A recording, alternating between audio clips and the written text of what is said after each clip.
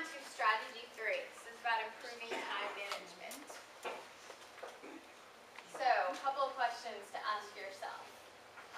Do you put off tasks until an unwanted consequence has you scrambling to get it done, leaving you stressed and regretful? Are loved ones often upset with you because you commit to doing something and then find you're too busy to follow through?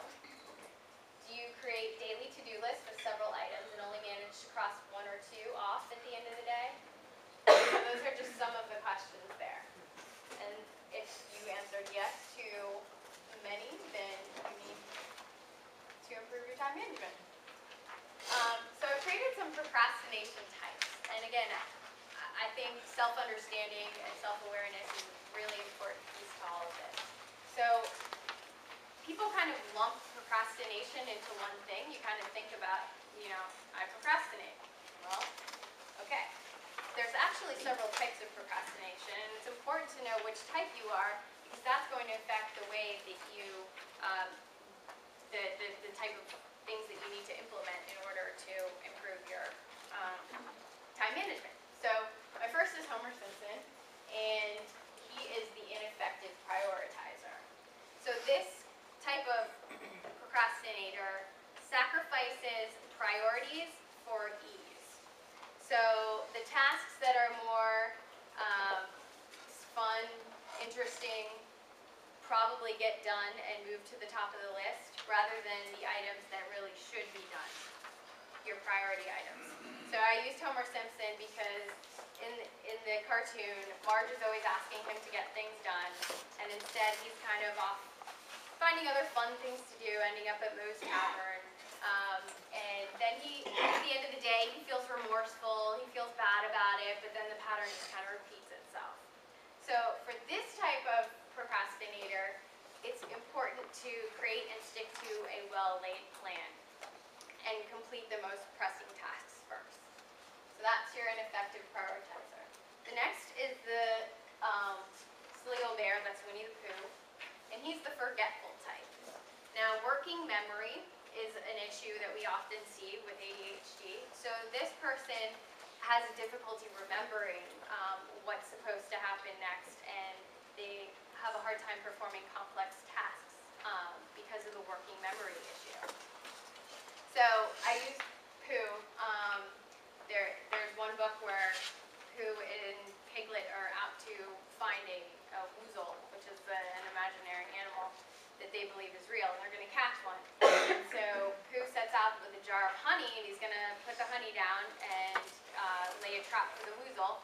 And then he forgets that he actually brought the honey for that purpose, and he ends up eating it himself, getting stuck in the jar. And then Piglet, of course, thinks Pooh's a woozle because his legs are sticking out, and he thinks he's caught one. So his issues with working memory made him unable to remember what cognitive task he was supposed to be performing.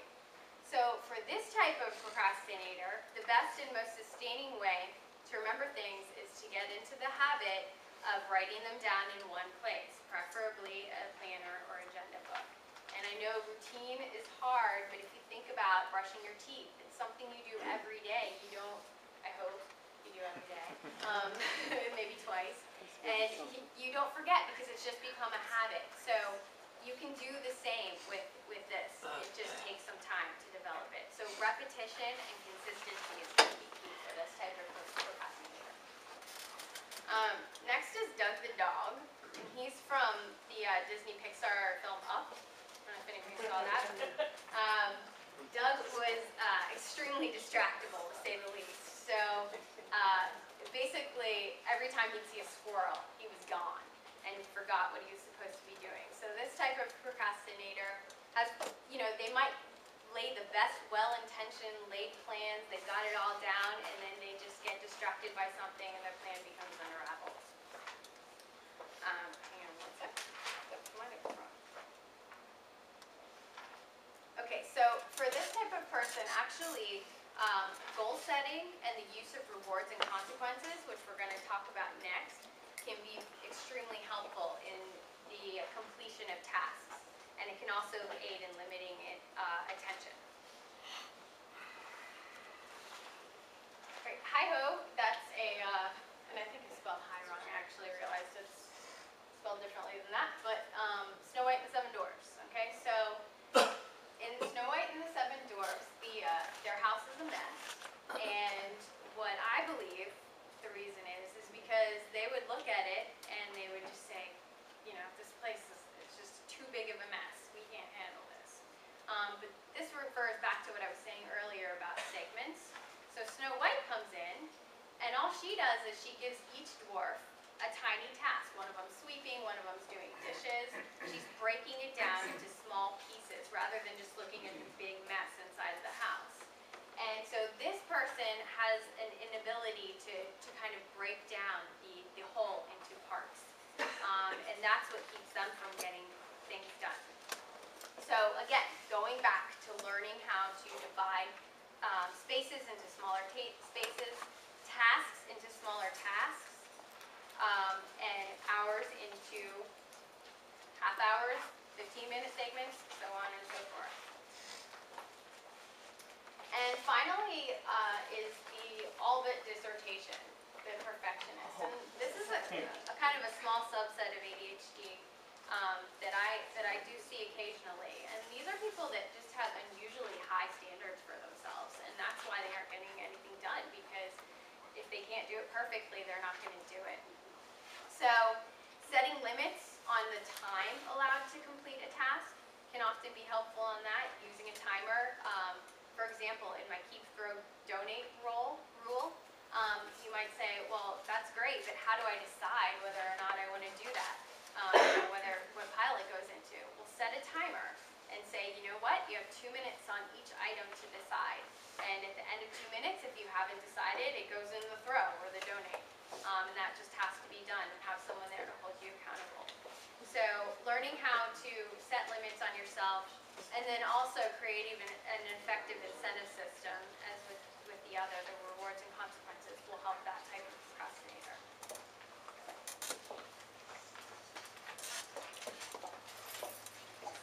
Okay, my favorite type of planner, I just always like to point out, I use it myself, I'll show you mine, is a quarter-hour planner. So this is just a planner that has the days of the week at the top, and it breaks down each hour into 15-minute segments. I love this because it creates a visual of time. When you just have a big open space on a planner, it's really hard to figure out where in your day things are going to fit. And it invites you to kind of break the larger tasks into smaller tasks because it has those 15-minute windows. So I'm going to teach you here in a second how to properly use this type of planner. Actually, I'll teach you right now. So let's look at this on the supplemental worksheet. Creating a quarter-hour schedule. The first thing I want you to do is to create a list of your ongoing regular activities. And you're going to order from most important to least important. And I'll tell you in a second a little bit about how to decide that.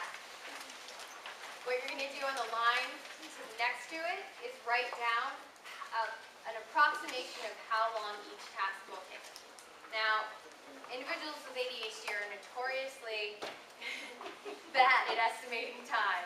So what I want you to do is to add a good half hour to an hour to everything in terms of how long you think it'll take. If you go under, great, but I want you to start out on a lot of overestimation. So I only give you space for 8 here. I know there's a lot more. And in fact, here are just an example of some typical ongoing weekly duties. You've got working, you've got driving to work, the commute, you have sleeping, you have shower and getting ready for work, preparing breakfast, lunch, dinner, children, even things like folding laundry, cleaning the bathroom, so on and so forth. So those are just some examples of the things that you could have on your list.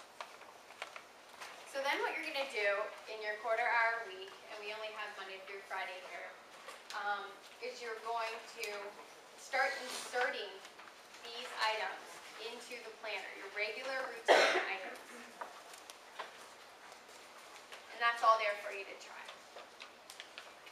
Then what you're going to do is you're going to choose an extra activity. So this is a non-routine activity that you'd like to try to figure out how to plan. So let's say, for example, you'd like to cook a nice family meal on Sunday night.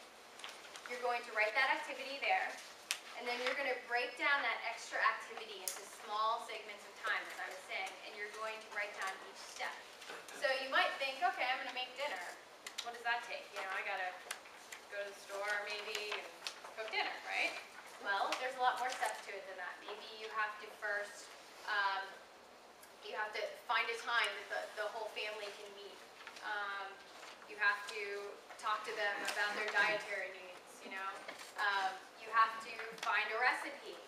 So first you got to find your cookbook, then you got to find the recipe, and then you have to choose a recipe, and then you have to write down all the ingredients that it takes from that recipe. So there's a lot more steps in there that you might think. So you're going to break those down into small steps with small chunks of time. Then what you're going to do is you're going to go back to your planner, and you're going to look where you have spaces and start to insert throughout your week, just a little bit at a time, one of those activities. Maybe Monday you're just going to find the recipe. That's all you're going to do. And do it a little bit at a time, because that's what's going to keep that motivation going. When you think about the whole big picture, that's when you're going to stop, and it's going to be hard to continue. So really take those small steps towards that bigger goal.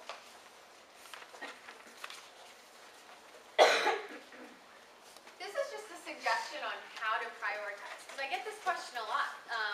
People don't know what the high priority items are.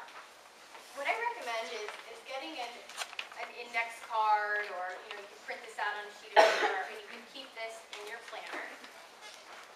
And you're going to decide. I usually say maybe have like 4 or 5 levels of prioritization. You're going to think about, what are the consequences of not completing this task? Is there a specific due date associated with this task? Okay, so you can use A, B, C, D. You can use 1, 2, 3, 4, or you can even use those colored star stickers, or whatever colors you want, or stickers you want. And you're going to create a legend that you're going to keep with you. So for example, this one is task. This is the highest priority. This task is due in 1 week or less, and my boss expects me to complete it as soon as possible. If it's not complete, I could lose my job. So you look at the task, you say, does it line up there? If so, that's a 1. All the way down to, this task has no pending due date, and it's something that it would be nice to have done at some point, but if it's not completed, it's okay, no one's going to be affected by it. And that would be your lowest level. So you can just keep that with you when you're trying to decide